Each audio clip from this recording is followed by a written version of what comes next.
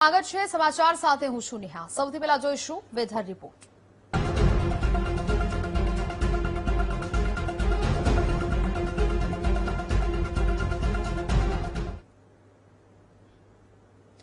તો કેટલાક વિસ્તારોમાં ભારે વરસાદ પછી રાજ્યમાં હવે વરાપ નીકળશે, આવી આગાહી હવામાન નિષ્ણાત અંબાલાલ પટેલે કરી છે। આગામી 13 થી 16 જુલાઈ દરમિયાન રાજ્યના કેટલાક વિસ્તારોમાં વરસાદી ઝાપટા પડશે। નહિવત વરસાદ ધરાવતા વિસ્તારોમાં પણ વરસાદ થવાની સંભાવના છે। ઉત્તર અને મધ્ય ગુજરાતમાં વરસાદ પડી શકે તો સૌરાષ્ટ્ર અને કચ્છના ભાગોમાં હળવો વરસાદ પડી શકે। દ્વારકા, પોરબંદર અને જામનગરમાં વરસાદી ઝાપટા પડવાની આગાહી વ્યક્ત કરવામાં આવી છે। વરાપ નીકળશે।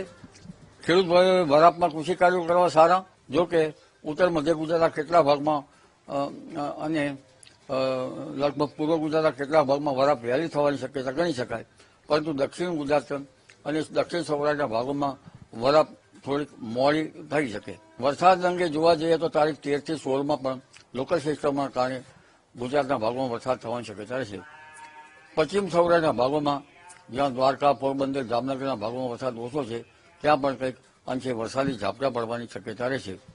અને કચ્છના ભાગોમાં પણ વરસાદ ઘણા ભાગમાં નહિવત વરસાદ છે, તો ત્યાં પણ કેટલાક ભાગમાં વરસાદ થવાની શક્યતા રહેશે। ઉત્તર ગુજરાત, મધ્ય ગુજરાત, પૂર્વ ગુજરાતના ભાગમાં પણ વરસાદી ઝાપટા પડવાની શક્યતા રહેશે। તો હવે જે પ્રકારે ચોમાસું સક્રિય થયું છે અને હવે ધીરે ધીરે તમામ જગ્યાએ ભારે વરસાદ છે તે વરસો આગામી 2-3 દિવસ સુધી, પરંતુ હવે આ નહિવત વરસાદની જે આગાહી છે તે પણ થઈ રહી છે। છૂટાછવાયા વિસ્તારોમાં વરસાદી સંભાવનાઓ છે તે જોવા મળી રહી છે। સાથે સાથે જ્યાં વરસાદ નથી વરસ્યો જે જિલ્લાઓમાં ત્યાં પણ ધીમી ધારે વરસાદ અથવા તો છૂટો છવાયો વરસાદ છે તે જોવા મળી શકે છે। સાથે સાથે હવે જે હવામાન વિભાગ દ્વારા એવું કહેવામાં આવી રહ્યું છે કે વરસાદી સંભાવનાઓ અત્યારે ભારે કે અતિભારે વરસાદ છે તે નહીં પડે, પરંતુ મધ્યમ વરસાદ એટલે કે છૂટો છવાયો વરસાદ પડી શકે છે। સૌથી પહેલા આપણે આ સેટેલાઇટ ઇમેજ છે તે જોઈએ કે જે 5 સિસ્ટમો છે તે સક્રિય થઈ હતી, પરંતુ અહીંયા હવે એ સિસ્ટમો છે તે નબળી પડી છે અને તેની જે દિશા છે તે બદલી છે। આ છે અરબી સમુદ્રનો ભાગ અને આ છે બંગાળની ખાડી તરફનો ભાગ। હવે આ બંગાળની ખાડીમાં જે સિસ્ટમ સક્રિય થઈ હતી તે ઉત્તર પ્રદેશ અને દિલ્હી તરફનો માર્ગ તેને પકડ્યો, તેથી ગુજરાત પર તેની અસર છે તે ઓછી થઈ ગઈ છે। તેને કારણે હવે વરસાદી વાતાવરણ છે તે એટલું નહીં જોવા મળે, પરંતુ ક્યાંક છૂટાછવાયા વિસ્તારોમાં આ વાદળછાયું વાતાવરણ છે તે સર્જાયેલું જોવા મળશે। સાથે સાથે અત્યારે એ પણ સંભાવનાઓ વ્યક્ત કરવામાં આવી છે કે પ્રશાંત જે મહાસાગર છે ત્યાં અત્યારે એક વાવાઝોડું 5 કેટેગરીનું છે તે સર્જાઈ રહ્યું છે અને તેને જ કારણે જે વાવાઝોડું એ તીવ્ર બની શકે, કારણ કે 5 કેટેગરી એ ખૂબ જ ગંભીર માનવામાં આવે છે। 290 કિલોમીટર પ્રતિ કલાકની ઝડપે તે પવન ફૂંકાઈ શકે। સાથે સાથે આ અહીંયા જે પણ એ વાવાઝોડું છે તે સર્જાઈ રહ્યું છે સીધા અમેરિકાના જે અલગ અલગ વિસ્તારો સાથે સાથે ચીનના જે વિસ્તારો છે ત્યાં પહોંચશે અને પછી તેની અસર છે તે થોડી ઘણી અંશે, એવું નથી કહી શકતા કે સીધી જ અસર તેની બંગાળની ખાડીમાં થશે, પરંતુ જો તેની અસર અહીંયા બંગાળની ખાડીમાં થાય છે તો તેની અસર ગુજરાતમાં વિવિધ જગ્યાઓ પર એ જોવા મળી શકે અને તેની સાથે એ વરસાદ છે તે ફરી એક વખત જોવા મળી શકે તે પ્રકારની સંભાવના છે તે કરવામાં આવી છે। એટલે કે 150 કિલોમીટરની ઝડપે પવન ફૂંકાઈ શકે તેવી પણ સંભાવનાઓ છે તે અત્યારે વ્યક્ત કરવામાં આવી છે। સીધી જ રીતે નહીં, પરંતુ એ વાવાઝોડાની અસર ક્યાંક મહદ અંશે થતી જોવા મળી શકે, એટલે કે વાદળછાયું વાતાવરણ છે તે ક્યાંક ને ક્યાંક જોવા મળવાનું છે। હવે અહીંયા વાત કરીએ કે હવે હવામાન વિભાગ દ્વારા જે આ દર્શાવવામાં આવ્યું છે કે ચોમાસું છે તે તો સક્રિય થયું, પરંતુ ગુજરાત પર તેની આ 6 જુલાઈ સુધી જે પણ એક્ટિવિટી છે તે થતી જોવા મળી હતી, ત્યારબાદ ચોમાસું છે તે આગળ નથી વધી રહ્યું।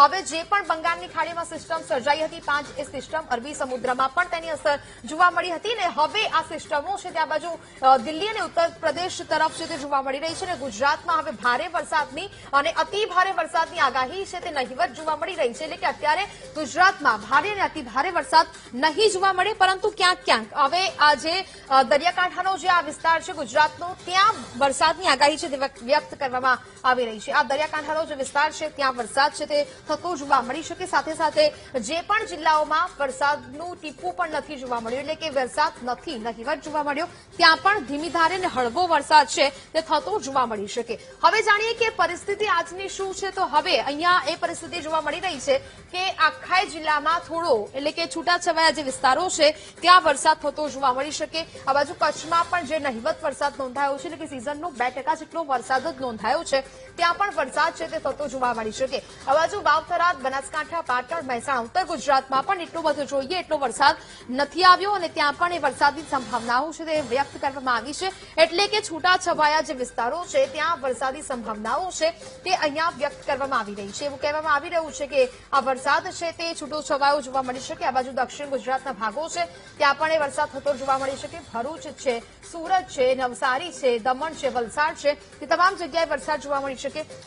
આ બાજુ અરવલ્લી, મહીસાગર, દાહોદ, પંચમહાલ, છોટાઉદેપુરમાં પણ વરસાદી સંભાવનાઓ છે તે વ્યક્ત કરવામાં આવી છે. સાથે સાથે જે પણ આ દરિયાકાંઠાના જે વિસ્તારો છે ત્યાં પણ વરસાદી સંભાવનાઓ જૂનાગઢ, અમરેલી, ગીર સોમનાથ, ભાવનગર, બોટાદ અને રાજકોટમાં પણ વરસાદ છે તે થતો જોવા મળી શકે. વરસાદનું જોર ધીરે ધીરે ઘટી રહ્યું છે અને હવે ફરી એક વખત જો એ કોઈ શક્તિશાળી સિસ્ટમ છે તે બને છે અરબી સમુદ્રમાં અથવા તો બંગાળની ખાડીમાં, ત્યારબાદ તેની અસર ગુજરાત તરફ જોવા મળી શકે. આવતીકાલે પણ આ જ મોસમનો મિજાજ છે તે જોવા મળવાનો છે. છૂટાછવાયા વિસ્તારોમાં વરસાદ છે તે થતો જોવા મળી શકે ને સાથે સાથે આ પ્રકારની જે અત્યારે આગાહી હવામાન વિભાગ દ્વારા કરવામાં આવી છે અને તેને જ લઈને જે પવન ફૂંકાવાની કે ભારે વરસાદની સંભાવનાઓ છે તે અત્યારે નથી કરવામાં આવી રહી. કારણ કે જે પણ 5 જેટલી શક્તિશાળી સિસ્ટમો છે તે સક્રિય થઈ હતી તેના ભાગરૂપે દક્ષિણ ગુજરાતના જેટલા પણ જિલ્લાઓ છે ત્યાં ધોધમાર વરસાદ આપણે પડતો જોયો, પરંતુ સિસ્ટમ છે જે બંગાળની ખાડીમાં બની હતી તે હવે ધીરે ધીરે દિલ્હી અને ઉત્તર પ્રદેશ તરફ વળી છે, જેથી હવે ગુજરાતમાં હવે ભારે ને અતિ ભારે વરસાદ છે તે થોડા દિવસ